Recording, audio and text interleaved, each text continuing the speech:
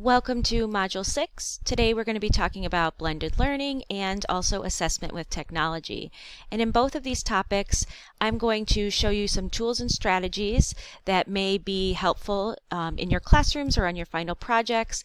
And then I'm going to show you resources where you can go and explore some tools on your own to see if they may be helpful in your own context. So let's start with blended learning. So the key is, what is blended learning, right? We hear a lot of terms, blended, hybrid, a flex model, but when we're talking about blended learning right now, what are we talking about? So we're talking about how we're blending brick and mortar classrooms with online learning. So in the brick and mortar classrooms, we have face-to-face conversation, face-to-face negotiated interactions, production, collaboration, and application. And then in online learning, it's more self-paced. We can practice language skills. There's authentic content. We can practice and feedback, and then have progress monitoring. And so when we blend these two together, we're really blending this kind of language experience for students, and we're using that to develop not only content, but all 4 domains of language. So what are those models of blended learning? There's a few different kinds of models. There's a rotation model, and within the rotation model, we have stations, labs, flipped classrooms, individual rotations. We also have flex models, a la carte models, enriched virtual models. And if you want more detail about any of these models, you can click this image right here, and it will take you to better definitions of each of those models. We are going to be talking and kind of focusing on the kind of tools and strategies that would help us more in a rotation model, in any one of these versions of the rotation model. And even before we start looking at any tools, we have to take a look at what is the mindset that we need for blended learning. Basically, we need to think blended learning is more dynamic, right? It extends beyond our time, beyond our space, that we find in the usual classroom. So we have to think, how are we thinking kind of beyond that tool, beyond the walls of the classroom, even beyond grade level and subject. So those are some of the things we're going to be thinking about as we kind of move along and look at these tools. The first tool I'm going to show you is a tool called Now Comment. Now Comment allows you to upload documents or text and then share them with students so that they can annotate the text. If you look on the right here, you can see you can assign different colors for different kinds of annotations or different meanings.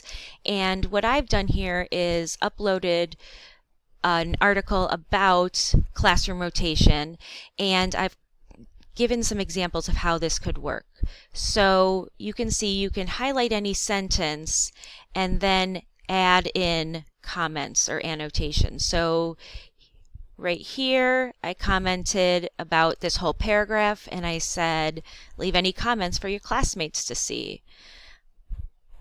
In paragraph 8, I commented about using ListenWise. And then paragraph 10, I also commented. You can comment just on sentences, or you can comment on the general document, or you can comment on paragraphs. So there's a lot of opportunities for you to comment on things. Students can then respond to each other and carry out a conversation through these annotations. Another tool I'd like to show you is Insert Learning. And Insert Learning allows you to make any website an interactive learning activity. Now, this is a Chrome extension. So if you want to use this, you would have to go to the Chrome Web Store, search for Insert Learning, and then install the extension, and this only works on Chrome. So let's take a look at an example of Insert Learning. I turned one of your readings into an Insert Learning activity. You can see when you open the extension, you have some tools on the side. So here is the article that you read before you were going to read this video. And what I've done is here inserted a video that shows you highlighting directions for how to use Insert Learning. If you continue down, you can see I embedded a question here. I put a little comment. So basically what you can do is you select anywhere on the text. You can highlight text. You can insert sticky notes wherever you think they would be appropriate, and you can put in the sticky notes anything, images, text, YouTube links, embed codes to like a Google form or something. You could also add a question. You could insert a discussion wherever you wanted it. And then there's even more options then, right? After you're done with your lesson, you could share it with other teachers. You could view it as a student to see what the student sees. So if we wanted to take a look, this is what the student would see when they go to view the documents. And so here I highlighted text and added a little comment about this is interesting. How could you use ListenWise with your students? And we're going to look as an example of ListenWise in a second. So this allows you to make any kind of text a little bit more easy to read, or a little bit more engaging, or insert some more pointed questions so that students focus on what you want them to focus on. I've seen examples where teachers have taken text that they know will be a little bit too complex for some of their beginning English learners, and they've put in voice recordings of themselves reading each paragraph. So the student clicks on the voice recording that they make through Vocaroo or SoundCloud or something similar to that.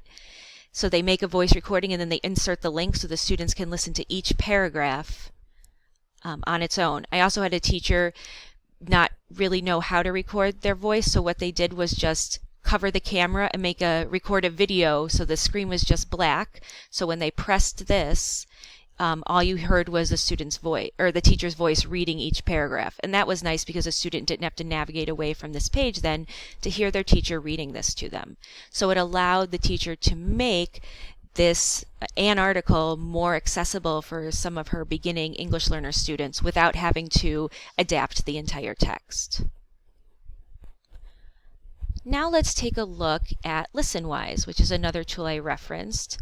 ListenWise allows you to practice your listening skills. ListenWise curates audio podcasts about academic topics for students to listen to as comprehension practice and listening practice. So for example, here's one of their current events about sheltering in place. And so you can listen to the podcast about that, and it's an NPR podcast in this case. And then it gives you listening comprehension questions and discussion themes. This is what is available in the free version. If you get the premium version, which is free for 30 days, you can have interactive transcripts that follow along with the words as the audio is playing. You can have comprehension quizzes, give students online assignments, and have ELL supports built in. And so you can see in this example, teacher assigned ListenWise about the Terracotta Army, and so they had to learn about that and then do a Four Corners activity from the audio in the podcast.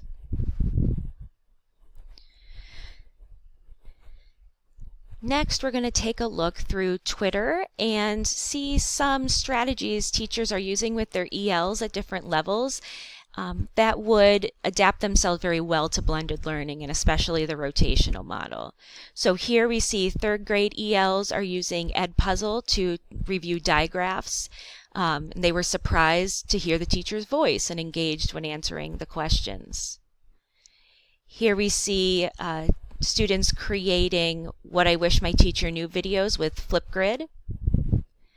Here students are creating chatter pics about different topics. Here we have students drawing a map and then typing directions to get to important locations in the school.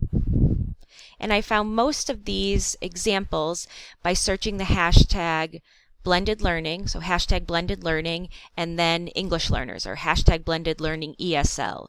And then I was able to see these examples as kind of a brainstorm. So if you ever need some examples, you could always search the hashtag blended learning 3rd grade, or hashtag blended learning 9th grade, high school, science, plants, anything along with hashtag blended learning will kind of bring up these examples that will give you some ideas. Here, students are practicing language domains using augmented reality. So that might be like an app called Erasma is usually what people use. Here we have students making inferences and observations and discussing cause and effect relationships. Here we have students making or interacting with an interactive poster on Buncee to support writing development. And then finally, I'm going to show you a tool, this blended pathway menu. And basically, this blended pathway menu lets you select your own adventure in exploring blended learning. So because all of our contexts are so different, I think it's important for you to have that time to explore on your own. So you're going to start by exploring either the rotational model, the playlist model, flipped classroom, the learning space for blended learning, or management systems. And then you have options of things to watch, things to read, and then options of how to apply that knowledge. This isn't mandatory, it's not something you have to turn in, but if there's something that you want to practice doing, these give you some ideas of how to practice those skills or try out a few tools. Then, I want you to think about how could you use these in your classroom, or how could you use these with your final projects. We're going to talk about a tech toolbox and at the end of the assessment discussion, and that could also be could also contain some things that will help you in your blended learning as well. So let's talk about assessment and technology. When we talk about assessment and technology, especially when we're referring to language learners, we're going to focus on the 4 domains: listening, speaking, reading, and writing. But we're going to add 2 more: viewing and visually representing, because when we're talking about using technology, those are 2 other domains of language that students need to be really well versed in. So let's take a look at what that could look like. So I'm going to give you some assessment ideas and some technology tools that could be used in those assessment ideas, so you can mix and match to make them work for your situation. So for listening assessments, I won't read them all to you because you can read them, but you could, students can point in response to commands, and they could point to anything. Right? If you're not in person, they could point or highlight or click on things. You could reenact a narrative text. You could respond to oral commands. You could have students design graphs, tables, using Canva or some other design resource. In speaking assessments, it could be anything from book talks to presentations to speeches to story retelling using illustrations. When we talk about reading assessments, that's when we also want to lump in the viewing. So how are students reading and gathering knowledge from that text, and how are they viewing things and gathering knowledge from what they're viewing? So we can couple reading with speaking and writing, or we can assess it on its own. So this could be like categorizing, classifying. We could be using things like matching words to pictures, completing cloze exercises. A lot of these are examples we've seen in other modules, but using them with an assessment purpose. And finally, we're going to talk about writing assessments, and this is where we're going to bring in visually representing. So not only can students write to express what they know or to express their kind of learning process, but they can also visually represent things in forms other than text. So they could do illustrated autobiographies, they could do written descriptions of people, places, and objects. They could also blog. They could create infographics. There's a lot of different alternatives to writing that open up when we talk about using technology. And so that was kind of a quick overview, because you can read those on your own and you can kind of go through them on your own. But what I want to do is give you time to explore these 3 tools. The first tool is the Technology Toolbox Language Assessment Edition. And this is what I created using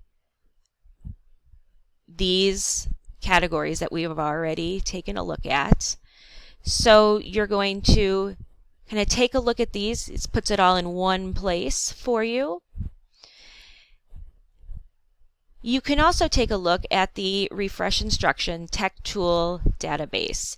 And that is the second link right here, the Tech Tool Database. And this goes through and groups learning tools, digital learning tools, by tools that you can use to create, tools that you can use to connect and collaborate, and tools that can be used for critical thinking. Most of these tools are free, or at least they have a free version. And I think they're pretty self-explanatory to use once you kind of get in and play around with them for a little while. If you have a question, always feel free to send me an email or send me a message through Remind, and I can kind of walk you through some of these. But for most of them, it makes the most sense to kind of play around on your own to gain an understanding about what they do. And then finally, the last tool is a blended learning list of tools. And these are tools that are primarily aimed for older students, so 4th to 12th grade. A lot of kind of technology visual tools that for English learners tend to be aimed towards lower grades. So I think it's important to highlight the tools that we can use for higher grades. These don't tell you how to use them, but it's simply a list. So if you are thinking like, oh man, I need something new for science, you can take a look here and say, oh, let me try one of these and see if it works. So that's our module for Module 6. Make sure to kind of go through, re-listen to parts if you need it, and then carry on to the next part of the module. Thanks for joining me. Bye.